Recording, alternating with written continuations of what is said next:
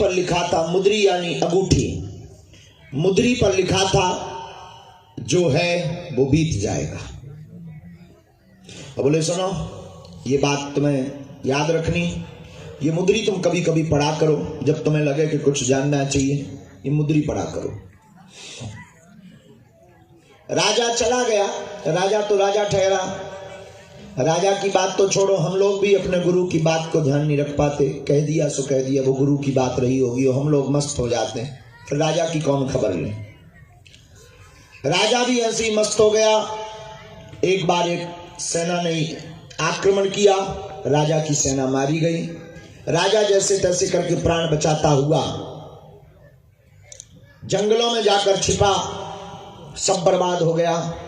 कभी सम्राट बनने के जो सपने देख रहा था, कभी सम्राट बनने के जो ड्रीम्स देख रहा था, कभी सम्राट बनने की जो योजना रच रहा था, उस राजा का पूरा प्लान फेल हो गया, पूरा रनिवास खत्म हो गया, सेना मारी गई, बेइज्जती हो गई और यहां तक कि उसका धन कोष खजाना भी शून्य हो गया।